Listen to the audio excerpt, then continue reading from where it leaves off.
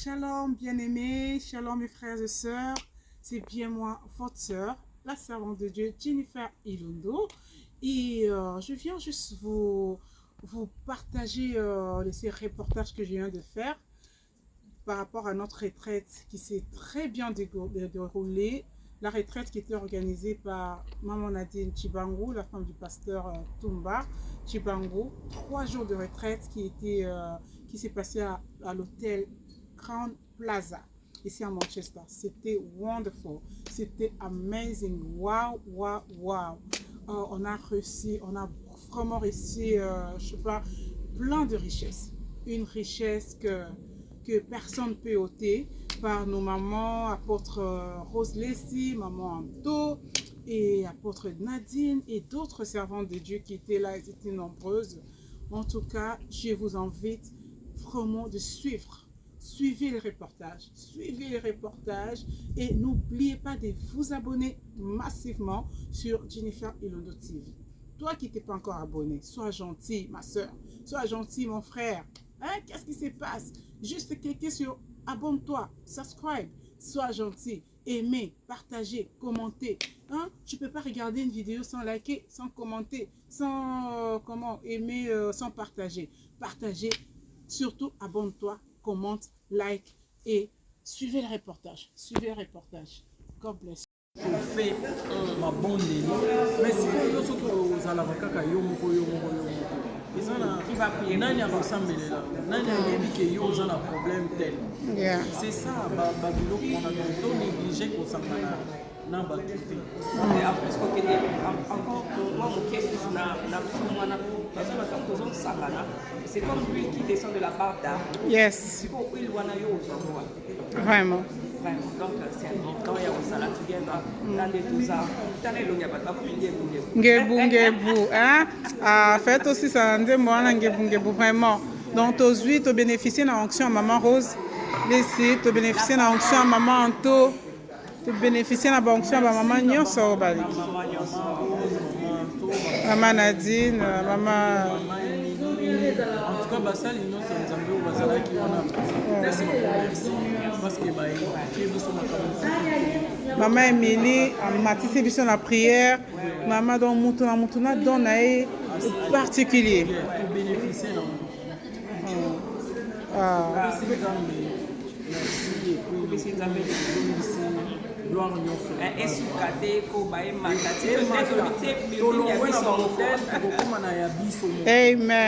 amen. God bless you les mamans. Fait ma bonne mais si vous aux alavaka yo moko ils arrivent à prier nani akosambelela nani ayebi ke yo oza na problème tel. C'est ça babiloko on a tout négligé kosangana na bato te. Parce que encore moi mon question na mwana parce que quand on sangana c'est comme l'huile qui descend de la barre d'arbre. Yes. C'est comme l'huile wana yo ozwa. Vraiment. Donc c'est important ya kosala together dans des deux ans. Tane longa ba ngebu hein faites aussi ça ndemona ngebu vraiment. Donc aujourd'hui tu bénéficier de l'onction à maman Rose ici tu bénéficier de l'onction à maman Anto tu bénéficier de l'onction à maman nyonso bali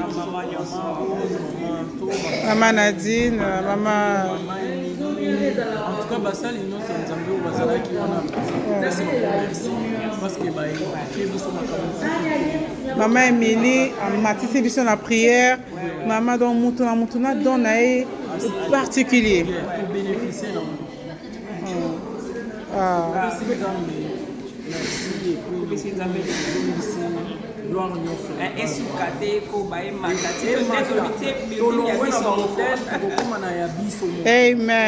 amen. God bless you les mamans. Je vous encourage aussi en tout cas. Il y a des choses pour peut-être tout ça publicité pour moi et pour tout ce net yo le pas quitter. Les appels lack of information. Il faut que tout ce soit informé ça peut-être la volonté peut accomplir. Yes. En tout cas, we bless the Lord. Is vraiment come again next time. It's a blessing. Bon bato parce que bato nous belé ba murmura on ba link ko senga bambongo ba retraite bambongo belé mais dès tous en hôtel est-ce que hôtel ba kenda ngo gratuit ou bien il faut qu'on foute un bon on pompe à place peut qu'on zappe ma place ça vient. C'est pour ça confortable de te murmurer car vraiment OK d'été ba toilette d'amour tout ça. Merci au contraire nani objectif na biso kutu eza te ya kotika na kana mahoteli ya bato bato mosusu nde batongi bahoteli pourquoi biso moko mpe totonga baplace oyo tokosala baretraite po ofuta bafrais ebele pour la question ya bafrais il y a rien pour rien okosala mosala ya nzambe na mbongo okokende kaka mosala ya nzambe te mosali yango boye mbongo touta likolo nzambe aitilisaka nde bato asala dessin na ye asala plan na ye asala objectif na ye alors nyonso etambolaka tugeda oza na besoin ya bato oza na besoin ya ressource oza na besoin ya mbongo. Moi je pense aussi que soki oza na volonté the will la volonté soki oza na volonté vraiment nzambe atala motema ya bike moto vraiment aza na posa akende place oyo le Seigneur va il va pouvoir ça c'est vrai that's true toyoki batémoignage ça c'est vrai donc et bon kasba oyo ba se décourager na makambo église ba on appelle que la retraite c'est plus important c'est pas important je suis à la maison je peux prier à la maison je peux m'enfermer dans ma chambre qu'est-ce que tu peux dire à ces gens-là maintenant le bakato so ngaka na Psaume 133 unity to come together toza ko profiter na base ya bato mosusu ça donc l'union fait la force donc yo va na ndako na yo eza différent na tango za na bato en tout cas even spiritually even physically even mentally on sentir que c'est différent na ndenge yo moko ozala il y a un temps pour tout tant que ça fait la besoin de se retirer yo na nzambe il y a un temps il faut garder na bato donc il y a un temps pour tout parce que dans un moment où feel down you need people to comfort you bless même apôtre Paul a recommandé bisongo alobi ke to négliger te osangana ya biso il est bon pour des frères de demeurer ensemble donc oya kosanganaka tout le temps esalaka bien moko totia exemple ya aire bakangaki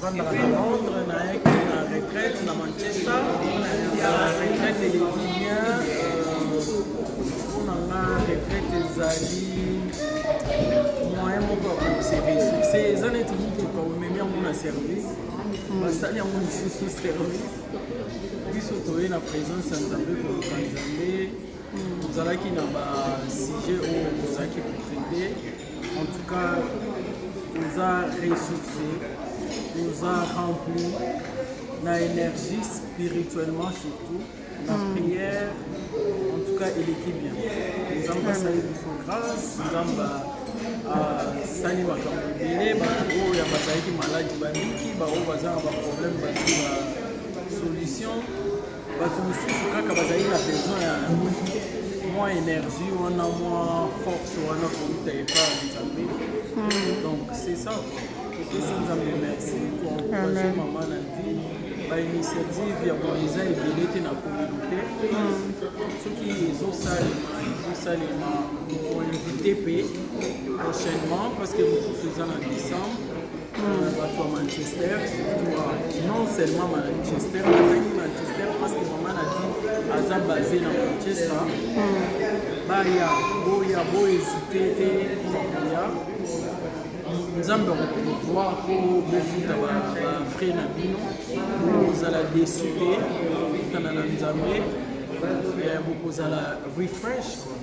Yes. Praise the Lord. Bless you, maman. Maman, biso ba oti Londres musika. Mais biso ba te belé à Manchester, biso ba yete.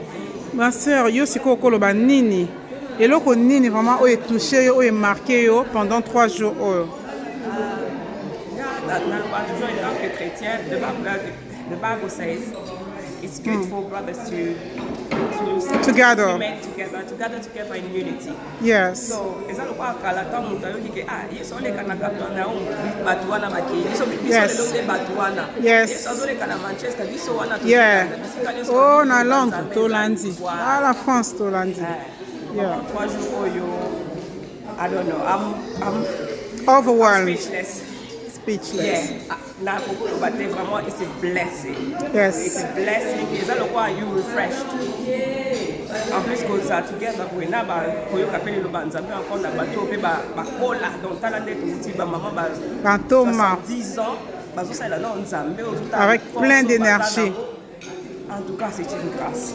En plus, ça nous encourage aussi. Il y a pour saler la leçon nzambe. Plus. Retraite, oui, bolobini pona ba oyo balinga ba mona ki retraite c'est important et pour qu'une église et koki na onka bongo pour prier na ko jeûner ça suffit. Oko ebisa bango nini?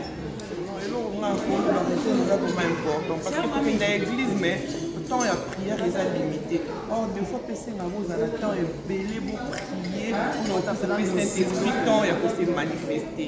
Changement d'environnement, paix, ça paix. Pour bénéficier de la grâce à la Yes. Vraiment différents. Donc ça, la vie, vous avez différentes expériences, témoignages que vous partagez, l'union sur les everyday life, donc ça fait fortifier. Merci beaucoup vraiment les mamans.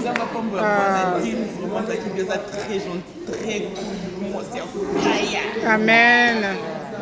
Parce que biso on se comme baba sa faille on a bino et bon mais ma faille ana la Londres parce que na yé non seulement na yé kozwa na yé na mona donc na yé na yé na moni mais na suipe yeah manda di na ezaka teke oyo kakaka donc bala c'est to benga manda di na lokwa na ya pe coacher côté donc manda di na minute coach wow ah wana din night. Donc, na Londres, kuna basango, bon mais basango na Londres. Basango, il faut que nous salons petit. On a une bandit idéologie, mais il faut épandana. Des Bibles et lobby, faites de toutes les nations mes disciples. Ah, gloire à Dieu, gloire à Dieu. En tout cas, beaucoup bien, besoin bien. God bless you. Dans la bateau à Londres, borti musika baye. Donc, next time. Tout Manchester, Nyon, il faut vous aller pour bateau borti musika ba France, ba Belgique, Londres baye. God bless you, sister.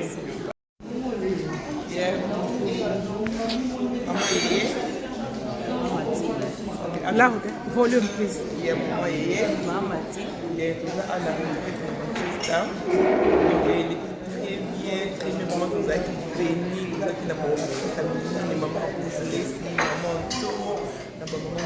Qui vraiment bien partager la vie sur témoignage, vous êtes vraiment bénis. Et là aussi, on a fait après ça, vous êtes la télé, donc la télé, ça va thème, va sujet, surtout pour le moment, vous êtes bénis, prière, les gains, ma casse, nous avons mis mon ici dans les tous on a béni, donc ça, on a Isaac, Nangombe, ou avant,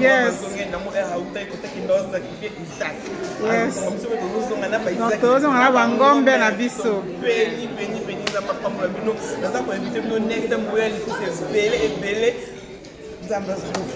Amen. Et ben on va bino ba bata Londres, bo ti musika, bo à Manchester mais bo se sacrifier. Et puis ko futa ba hôtel, ko batu mususu boko lo banini batu mususu ba mbongo ebele belé. Et so ba ndino avant. Après ça déjà bon parce que quand est dimaki ngana yeba ko déjà en avril to bantu pesa bon site yo ya retraite na chier vraiment au fil no ngote atamba moko poto za pe na hôtel bien non quand est-ce que to le ba breakfast tout ça pour là la prière donc makabu et maman abiso yosko lobi nini na retraite oh et là on est vraiment touché parce que ça va me protéger de moni donc nanga mobe nazalaki nouveau dans la moni pe na kwa nzambe makambo na bano sentir avant na sentir aussi amen kasi donc tout le monde va le voir nzambe nzambe déjà le bénima na ba message pour la maman au tout na certainement qui dit que maman yebisa maman amen donc on a l'autre fruit wow déchargé. Glory to God. Donc on s'est renseigné dans le décembre, cette première week-end, il y a décembre, il y a Ébélé. donc on va recruter au bongo niveau super non ah ouais ça bien pour faire non dans donc foutu car mbala moko yes au pouvoir donc pour te dépenser à bon on fait na makamu les gens ont peu belé temps pour 3 jours wana na sikokolo banini mpona baoyo bamona ke ya retraite eza nango important te bon nga akenda église ekoki na priaka. Donc nous sommes là avec la visionnaire maman Nadine Chibangu de l'église Bethesda, la femme de notre papa pasteur Tumba Chibangu. Donc maman Nadine c'est elle qui a eu cette initiative de cette retraite chez Shabiko Women. Elle est vraiment félicitée avec toutes les femmes qui l'ont accompagnée. Donc, Nadine a eu biso ngana tourner le côté à l'obala biso nano biso toto lobby o biso to apprendre à la retraite malgré qu'il y a organisé mais maman Nadine yo retraite o esalio nini et apporter au pays nini parce que 10 ans depuis vos bandanes on fait ce témoignage. En tout cas, c'est pas, vous êtes vraiment à féliciter. Au lobby, Nini, il y a un moment où tu as passé à 3 jours au moment Nadine. J'aurais dit seulement merci à notre Dieu, notre roi, notre Seigneur, créateur de toutes choses. Je voulais seulement remercier mon Dieu fort. C'est lui qui est l'auteur de cette vision chez Shabiko Women. Pendant 10 ans, on n'était pas seuls, nous étions ensemble avec notre Dieu, c'est lui le conducteur, c'est lui, il est tout pour nous. Alors pendant ces 10 ans, nous avons vu de grandes choses. Nous avons vu de grandes choses. Dès la première année jusqu'à 10 ans, c'est seulement la main de Dieu, c'est seulement la main de Dieu. Ce n'était pas à cause de nous, à cause de nos initiations ou quoi, de nos forces, non. C'est seulement la grâce de notre Dieu. Alors pendant nos 10 ans, ce que l'Éternel a fait, moi, je peux seulement dire qu'on a vu la gloire de la deuxième maison. La gloire de la deuxième maison. Alors pendant les 5 jusqu'aujourd'hui, les 7 Dieu nous a visités d'une manière terrible et puis super naturelle, très puissant. Je dis toujours Ebenezer jusqu'ici, il nous a fait. Amen. Que Dieu bénisse. Amen. Merci. Pas de mots. Zoka Moussanga. Thème, il y a the next theme. Dans Zoka, moi. Ah, bless you, Nadine. Bless you. 1, 2, 3, go. Shalom, shalom, maman Mylène. Nous sommes là, ici à l'hôtel Plaza, Crown Plaza. Et qu'est-ce que tu peux dire au peuple de Dieu par rapport à la retraite de Shabiko Women? Comment ça s'est passé? Qu'est-ce qui t'a touché? Et qu'est-ce que tu peux dire vraiment au peuple de Dieu? Merci beaucoup, maman. La retraite, le thème était que ton reine vienne. J'ai beaucoup aimé, j'ai appris beaucoup. Il y a eu des moments qui nous ont prêché, maman Anto et maman Rose. Ce sont des personnes âgées. Mais hier, vers la fin de leur message, il y a quelque chose qui disait en moi que ces deux personnes-là, ils ont l'évangile et l'évangile qui n'a jamais été corrompu. C'était quelque chose de très pur. Yes. Elle ne forçait même pas nos deux mamans-là, elle ne forçait pas. J'étais vraiment touchée vers la fin de la retraite qu'on priait. J'étais à genoux et j'ai pleuré au-dedans de moi. Sauf que je n'ai pas voulu que les gens puissent les sentir ou les notifier. Donc je pleurais, je ne sais pas pourquoi je pleurais. Et je me suis rendu compte que c'était je pleurais de joie. Je ne sais pas pourquoi, peut-être qu'il y a quelque chose qui m'attend. J'ai vraiment, je sens quelque chose à moi qui après aujourd'hui, Dieu vraiment va faire quelque chose. Amen. Il va visiter ma maison. Yes. Il va visiter chaque maman qui a été présente à cette retraite. Yes. Alors je profite de cette occasion parce que maman Nadine avait dit qu'on aura une autre retraite au mois de décembre. Maman, moi comme vous, j'ai hésité aussi. Hein. J'ai hésité, papa pour hésiter. Maman Nadine, c'est vraiment ma maman. Mais j'ai hésité quand même.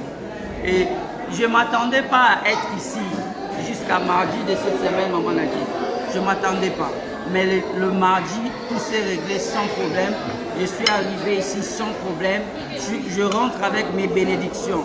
Et je vous invite tous à venir au mois de décembre. Vous allez aussi recevoir vos bénédictions. Dieu va faire quelque chose dans la vie d'une maman. Je vais dire ceci, que ton règne vienne, que ta volonté soit faite sur la terre comme au ciel. Amen. Que Dieu soit loué. Merci Amen. beaucoup. Merci beaucoup, maman Mylène. Elle, c'est la fille de maman Rose. Hein? Oui. Maman Rose Lessie, mais elle n'est plus Lessie. Elle est maintenant Congolo. Donc, la femme de notre papa Congolo. Oui. Sois béni, papa Congolo. Merci. Maman Nadine, maintenant, elle-même, maman Nadine Chibango. Hein? Le visionnaire, la visionnaire de chez Shelby Call Woman.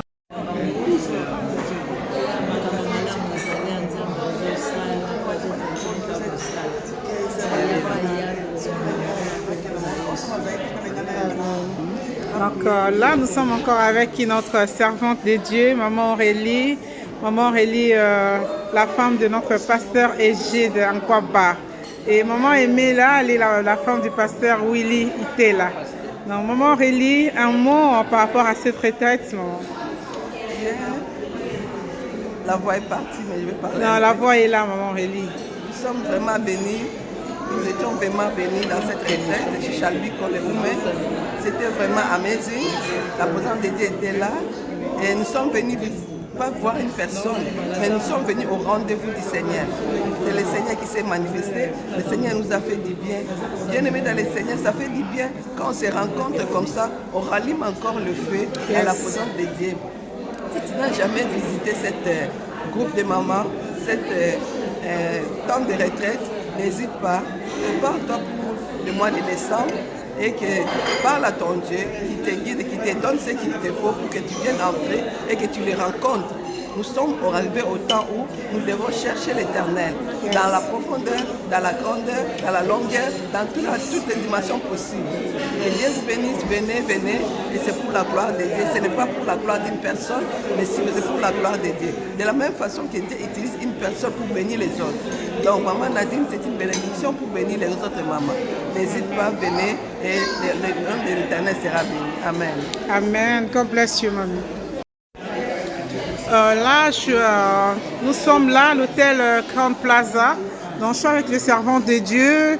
Vous voyez là, maman Rose Lessie est là. La sœur Mylène, la fille de maman Rose. La sœur Mylène Lessie. Maman Nadine Chibango, la femme de pasteur Tumba. Et nous sommes là avec pasteur, maman Émilie Kayumba, la femme de pasteur Jean-Claude Kayumba. Hello man of God, là où vous êtes. Donc, je suis là avec maman Émilie. Maman Émilie va nous parler de la retraite de chez Shelby Call Woman. Comment ça s'est passé, maman? Merci beaucoup à Ilondo TV.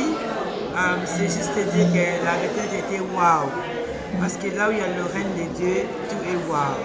Vraiment, c'était fantastique. En plus, c'était notre 10e année. On a vu la gloire de Dieu, on a vu les gens être libérés, délivrés, des guérisons et le Seigneur était vraiment au rendez-vous. C'était fantastique. Amen. Et vous dites quoi, maman Émilie, à toutes les personnes par rapport à la prochaine retraite qui se déroulera au mois de décembre? En tout cas, maman, n'hésite pas. Toi qui hésitais, toi qui résistes encore pour venir, je vais te dire une chose. Essaye. Viens au mois de décembre et tu ne seras pas déçu. Parce que dans cette retraite, tout le monde qui vient, si il vient la première fois, en tout cas à Tikalak, pour toujours, parce que ce n'est pas une personne que nous venons célébrer ici, nous ne venons pas pour le temps de loisirs à l'hôtel, mais nous venons pour chercher le Seigneur.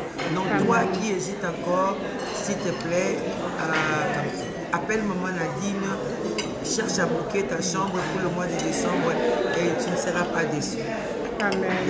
Amen. God bless you, mommy. Bless you too. Thank you. Bye. Daniela, can you say something for the youth? What can you say about this retreat? For the retreat, when it came to like the youth service, it was very much centered around us as youth and how we're to be the kingdom is basically within us as youth as well, and how as youth we're to be, you know, sharing the gospel, and that the gospel is in the fields as it says in the Bible. So for the retreat, if you are youth, it doesn't prohibit you from not coming. Come. I've brought my niece, other people have brought their kids, so just come and enjoy yourself in the presence of the Lord as well. God bless you. Bless you, sister. Maman aimée, il y a le Belkam qui est. Maman aimée au Baksaté. On est avec maman Aurélie. Vous voyez déjà comment maman Aurélie est en train de manger là. Un très bon déjeuner appétissant.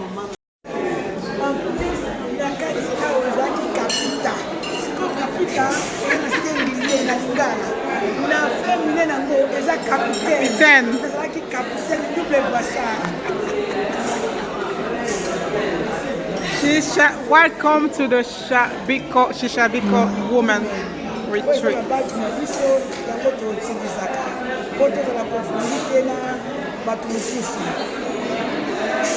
So of course.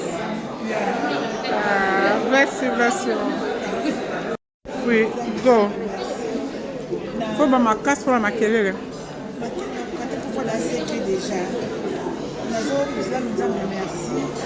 pour le 10e anniversaire. Il y a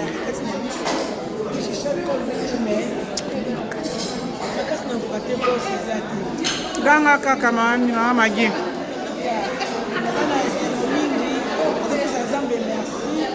Pour le 12e anniversaire na biso ya retraite ya Chichokol Women, on a pas vraiment joué retraite et l'équipe vraiment très bien dans ça pour Zambé de par là qui c'est que ton reine vient en tout cas vraiment pour tu comment on a vraiment reine de Zambé manifestation na yé puissance na yé domination na yé parce qu'il y a d'autres dominés sur la dans le ciel, sur la terre et sur la terre. Amen.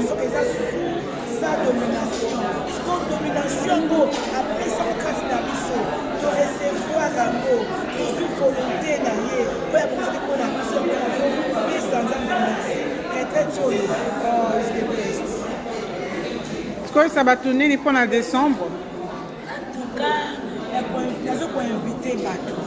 Mandeko wakati tangu ya retraite ya kule alikuwa kuhesite mmoja awa nzama wafala ya kukama premièrement tourne awa na kati kusika au doit nous embêter à recevoir rien comme Seigneur et Sauveur il faut ça c'est pas un oyo les a perdus ça va nous sauver si on nous a sauvés on sauve aussi les autres on a dit que l'extra boya. Après, dans nos sauvé, ils sont biki, des miracles, et pour accompagner, dans nos vies qu'on a spirituel, après miracle, ils pour accompagner. Ma biki, ma beli, ma biki, ma zule biki. Amen. God bless you, Mama Maggie.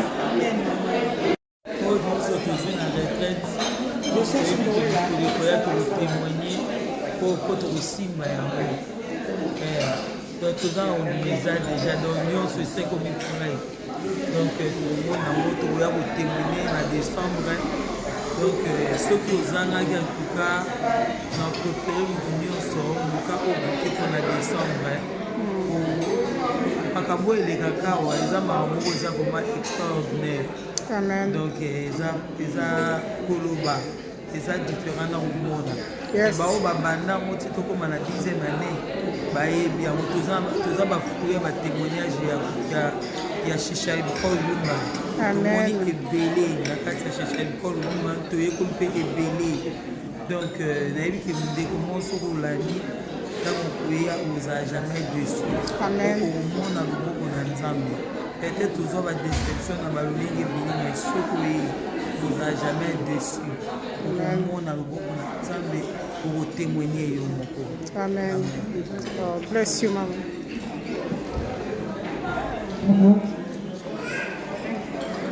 Maman Renate, bon appétit.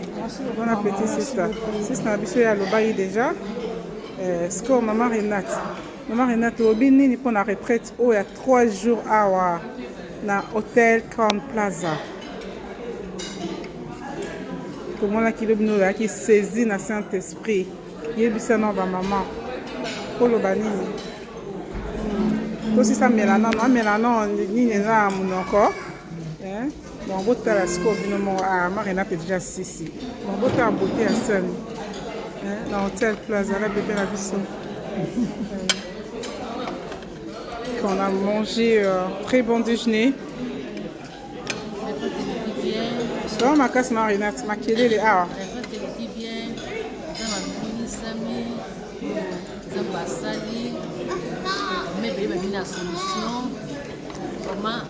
Il